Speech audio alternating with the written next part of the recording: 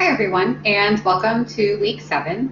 This week we're going to be talking about marijuana and hallucinogens, which correlate to chapters 12 and 13 in your textbook. I'm not going to go over this week's objectives. As you can see, there are quite a few, but you can always go look at the PowerPoint yourself and review the objectives, and they are also listed in Blackboard. The assignments that are due this week include a marijuana pro-con assignment, LSD and microdosing blog, your Chapter 12 Global Health Watch quiz, Chapter 13 quiz, therapeutic benefits of hallucinogens assignment, and of course your discussion board. For the marijuana pro-con assignment, the purpose of the assignment is to help you gain an understanding on both sides of the marijuana debate. In order to complete this assignment, you can use your textbook and other internet resources to find information for both sides of the medicinal marijuana debate. I also suggest viewing the pro-con website, which I've listed in the assignment, to help you get started.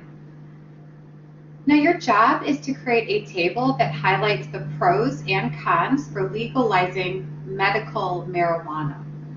In your table, include at least 5 items for each side of the debate. So 5 items for legalizing medical marijuana and 5 items for not legalizing medical marijuana. And then after creating your table, I'd like you to choose a side. So after researching both sides, what do you feel should happen? Do you feel medical marijuana should be legalized or not? And tell me why. There's also an LSD and microdosing blog. To complete this assignment, you are going to read the case study, Microdosing and Happiness, which is on page 262 in your textbook. In addition, NPR also hosted a show on Ayelet's experience, so you can read it in the link I provided. But after reading and listening to all those areas, I'd like you to consider these questions. Do you think the company that Ayelet worked for should enact some type of punishment for her admitting to showing up to work under the influence of LSD? What about notions of child abuse, as she was caring for her children during this time as well? And what about the law? Should she be prosecuted for LSD use? And then the other assignment I'm going to talk about is the therapeutic benefits for hallucinogens.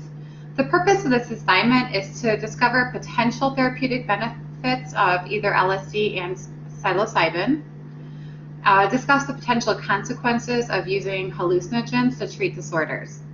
To complete this assignment, you'll use Chapter 13 in your website, in your textbook, as well as the internet. But I'd like you to make sure that you are finding resources on the internet from reputable sources. And so if you're unsure on how to determine if a website is reputable, I provided a link here that will help guide you to understand whether or not the website you're using is reputable. For this assignment, I'd like you to cite at least 2 studies that show the potential therapeutic benefits of either LSD or psilocybin. Cite those sources at the end and also within your document, so make sure that they are from peer-reviewed journal articles. Discuss 3 therapeutic benefits, and then discuss 3 consequences to using either LSD or psilocybin as a treatment.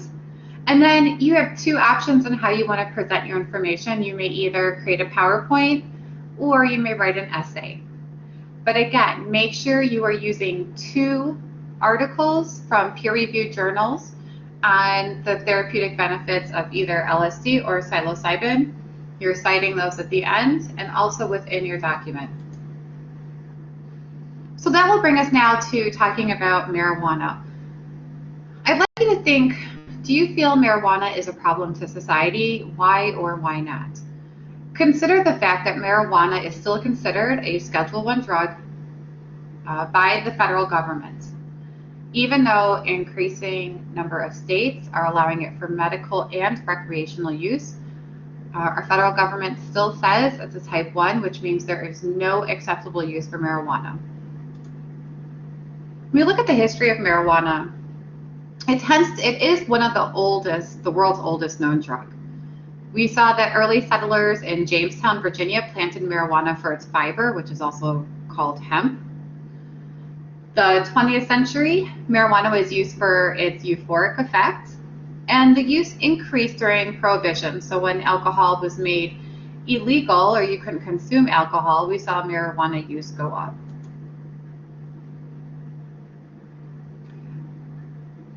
So marijuana was banned after the Marijuana Tax Act was enacted in 1937. And interestingly enough, under the Marijuana Tax Act, or once marijuana was banned, hemp was also included in this ban. So the fibers of marijuana, of the stalky plant, which do not really contain THC, which is what provides the high, were also banned. So let's talk about some of the characteristics of marijuana. The primary mood-altering psychoactive agent in marijuana is THC. And there are several factors that influence the THC levels in plants. First is the plant sex, the soil and climate conditions, the parts of the plant that is used, how the plant is harvested, prepared, and stored. Generally, female plants produce more resin in flowers, which contain higher THC concentrations. When we look at other characteristics of marijuana, it contains more than 500 chemicals, 60 of which are unique to the cannabis plant, and they are called cannabinoids.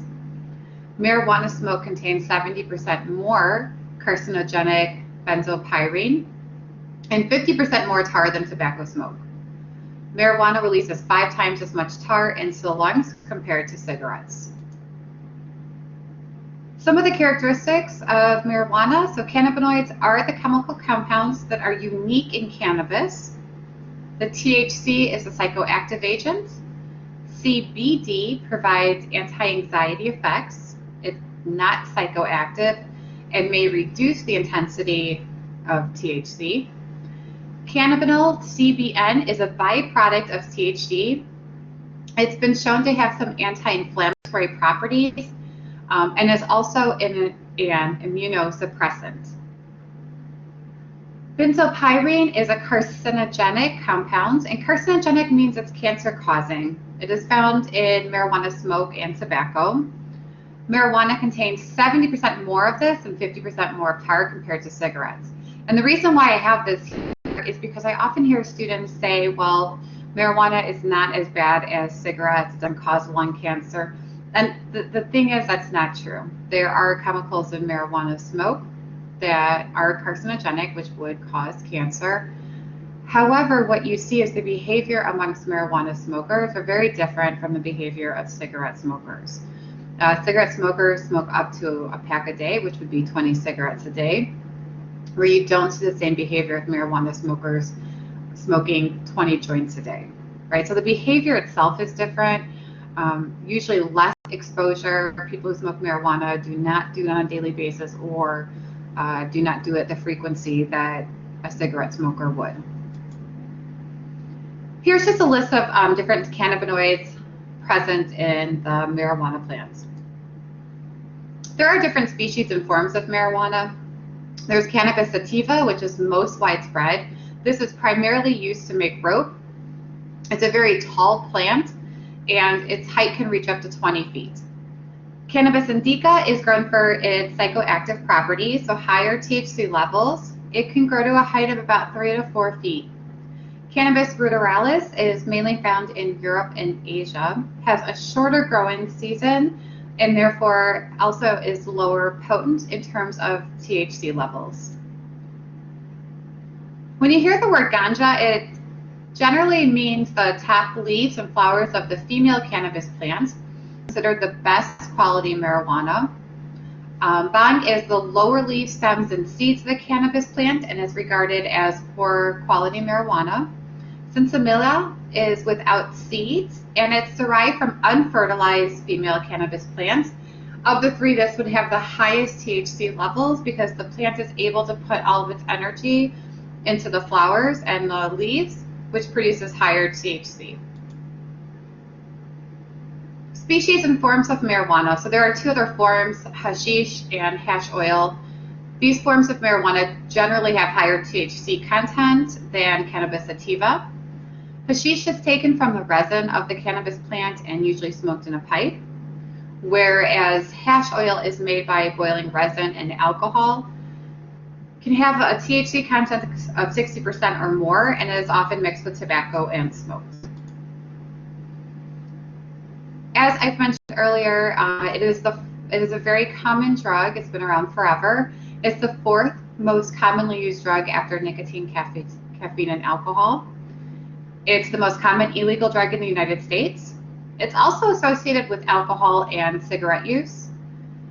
And the most important reason that students significantly increase their use of marijuana is related to perception of risk and less disapproval of use. And so you see rates of students or high school students go up with marijuana as you see that their perceptions of risk go down because they don't feel it's bad for you, and they see the approval rating of their peers go up so their friends think it's okay to smoke.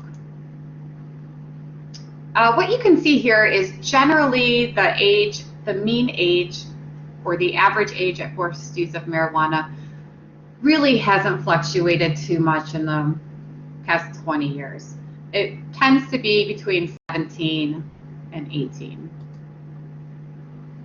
Marijuana can be smoked or ingested. It's 3 times more potent than smoked marijuana is 3 times more potent than ingested marijuana. However, when it's ingested, the actions last longer. And there's been some research to suggest that when you ingest it, there is a change in how it's broken down. And actually, the feelings you get from it when it's ingested can be stronger compared to when it's smoked. And then factors influencing the effects of marijuana include dosage, so how much, what is the percentage of THC content, how deep are you inhaling, how frequently are you inhaling, and the length of time it's held in the lungs. When it's smoked, it's absorbed very quickly. It reaches the brain within a few seconds, and the peak effects are felt within 30 minutes. When it is smoked, half of the THC is absorbed by way of the lungs into the bloodstream. If it's ingested, the effects may not be felt for a couple of hours because less of THC is absorbed. However, as I've said earlier, research suggests that when you ingest it, when you eat it, the effects can be intensified. Marijuana is fat soluble. It's metabolized in the liver. And we look at tolerance. In studies, pharmacological tolerance was more likely to develop amongst daily users. One indication of tolerance is that heavy users are still capable of doing cognitive tasks when on the drug. Many users claim they get high from decreasing doses, although there's no evidence that reverse tolerance exists. And then frequent users also experience less loss of memory, less loss of coordination, and less loss of concentration. In terms of physical dependence, most experts will agree that physical dependence on marijuana does not occur, meaning when you stop the drug, there will be no physical withdrawal symptoms. However, it depends on how you define dependency. 1/4 of adolescents who use marijuana frequently do meet criteria for marijuana abuse or dependency. And 60% of regular marijuana smokers say they've experienced significant withdrawal symptoms, including irritability, nausea, vomiting, diarrhea, sweating, anxiety, and insomnia. And so when we look at psychological dependence, marijuana can result in psychological dependence. If dependency develops, it's most likely motivated by psychosocial more so than physiological factors. And the perceived need for the drug is believed to be responsible for compulsive use and dependency. In terms of medical applications, we have glaucoma, but the effects only last about 3 to 4 hours, and the current medications for glaucoma are much more effective. Nausea and vomiting. Marijuana is an effective antiemetic. Marinol is a prescription drug that contains THC. It's formulated in sesame oil, but research suggests it's not as effective as THC in the marijuana plant. Marijuana can expand lung capacity by dilating bronchial tubes, helping with asthma, but there's a lack of research that has enough evidence to show that marijuana is effective in treating asthma. CBD may be effective for treatment-resistant epilepsy, meaning that other medications, prescription medications, have been used to treat epilepsy that are ineffective. So marijuana or CBD may be effective in treating those types of C. In terms of autoimmune disorders, THC may be helpful in regulating the immune system. Cannabinoids may help reduce inflammatory properties and also help reduce symptoms as they relate to the autoimmune diseases. And there have been additional studies to suggest marijuana can help stimulate appetite, help with non-cancer, chronic pain, and act as a muscle relaxant. We're going to switch over now to hallucinogens. Plants evolved to produce chemicals that alter the biochemistry of animals. And then humans discovered that some of these plants alter perceptions and emotions, and then ingest those plants. Animism is a common theme in the world's religions, and it's the belief that animals, plants, rocks, other natural features derive their special characteristics from a spirit contained within that object or living being. So if a plant contains a spirit, then eating the plant transfers the spirit to the person who consumes it, giving that person special powers or insights. Psychoactive plants that alter perceptions have been important in both medicine and the development of spiritual and religious traditions and folklores. We look at terminology for hallucinogens. Hallucinogens just tends to be a very descriptive and less prejudicial term compared to other terms used to describe hallucinogens. The basic definition is that it's a drug that produces profound alterations in perception, including unusual visual stimulations, sensations, and often changes in the perceptions of one's own body. And there are different ways hallucinogens can be classified. They can be classified by chemical structure, their known pharmacological properties, how much loss of awareness they cause, or how dangerous they are. Generally, the two major groups of hallucinogens fall into either classical fantastica or deliriums. Classical fantastica alter perceptions while still allowing the user to remain in communication with the present world, whereas a delirium produces more profound mental confusion, greater clouding of consciousness, and a loss of touch with reality.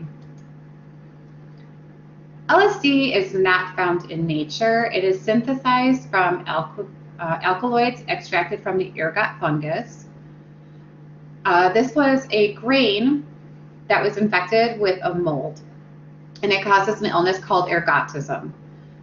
During famine, the grain infected with ergot fungus might have been consumed instead of destroyed because there was a famine and people were starving and hungry. Some historians suggest that there is a possible link between ergotism, so eating this infected grain, and the Salem witch trials. They believe that the community were infected by ergots, and that was the reason that these witch trials came about, because they all were feeling the effects of ergotism. LSD is odorless, colorless, tasteless, and one of the most potent psychochemicals known in the world. There have been no known human overdose deaths. It's absorbed rapidly through the gastrointestinal tract, and it's usually taken orally. The half-life is about 3 hours. It is metabolized by the liver, and tolerance can develop quite quickly within 3 to 4 days of daily doses. But recovery from tolerance is also very quick. There also exists cross-tolerance amongst LSD, mescaline, and psilocybin, meaning if you take LSD for a few days and then decide to switch to psilocybin, you will already have a tolerance to psilocybin. And then physical dependence to LSD or other hallucinogens have not been shown. When we look at the LSD experience, it promotes modifications of perceptions, including visual images. Users often report altered sense of time, changes in the perception of their own bodies, alterations of auditory input or what they're hearing.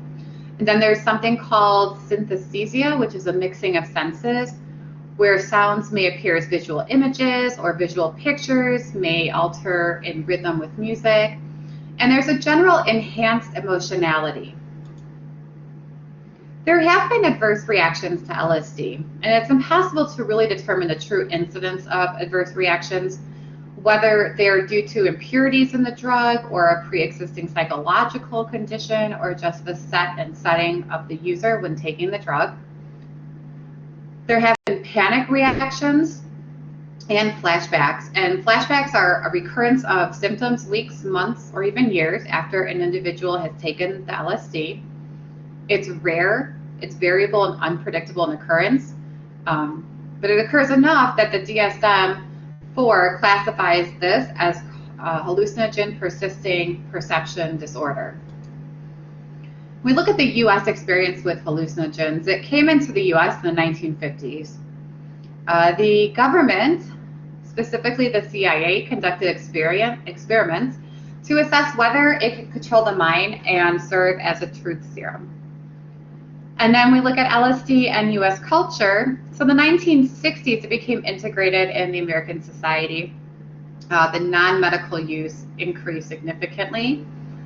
Dr. Timothy Leary believed LSD and psilocybin to be psychologically and spiritually healing. And then as popularity grew, so did negative publicity. In 1965, it became an illegal drug. Some of the other hallucinogens, one is called Amida muscaria, and this is one of the earliest and most common hallucinogens, and this is the pretty mushroom that is red with white dots. It passes through the body unchanged and is excreted in urine. It lowers heart rate, elevates blood pressure, constricts pupils, and you have excessive perspiration and salivation. St. Anthony's fire is a fungus, and it grows on grain cereal. And this is what I was talking about earlier. If you eat this infected grain, you get ergotism, which was implicated in the Salem witch trials. And the effects are hallucinations, convulsions, epileptic symptoms, and delirium. Psilocybin, or magic mushrooms, have a long history of use amongst natives in Mexico. The primary active ingredient is indole psilocybin, and the dried mushrooms have anywhere between 0.2 to 0.5% psilocybin.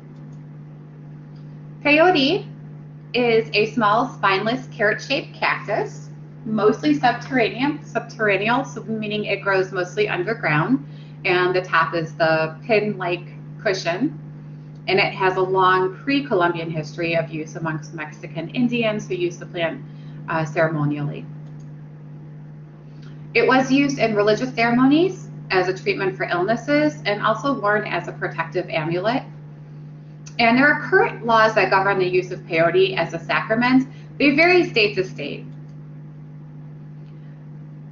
MDMA, also known as ecstasy, is similar to structure to MDA, but acts very differently on the body. Prior to the scheduling of MDMA, some psychiatrists used it in practice because it was viewed as having a special ability to promote empathy, which helps aid in therapy. The effects include heightened sense of closeness with others, increased heart rate, increased blood pressure, euphoria, and increased sociability. There are some other autonomic effects of MDMA as well. Some research has found that MDMA may cause brain damage. There is selective destruction of serotonin neurons, and there's strong evidence from animal studies, but limited evidence in human studies. It's listed as a scheduled drug, but continues to be studied as a potential psychotherapeutic agent. When we talk about deliriums, these are more likely to produce mental confusion and a loss of touch with reality, and they act through a number of different brain mechanisms. One of the more common ones is called PCP. The reactions to this drug are found to be unpredictable. Some patients experience changes in body perception, hallucinations, and prolonged confusion. Some patients become angry, uncooperative, or unmanageably manic. Most users will experience diminished pain, touch and position sense, as well as nystagmus, which is a shaking of the eyes. Overall, PCP creates a dissociative state that resembles schizophrenia. When we look at the recreational use of PCP, it has brief sporadic periods of popularity. It's relatively inexpensive and easy to manufacture. It's sometimes sprinkled onto oregano, parsley, or alfalfa and sold as marijuana, or they'll call it angel dust. And then joints made with PCP containing marijuana or another plant substance are called killer joints or sherms. Ayahuasca is a powerful psychedelic South American brewer tea. It's a hallucinogenic substance, does not properly refer to one plant, but it's really a combination of many plants put together in this tea. This concludes our PowerPoint for this week. Have a wonderful week, and as usual, let me know if you have any questions or concerns.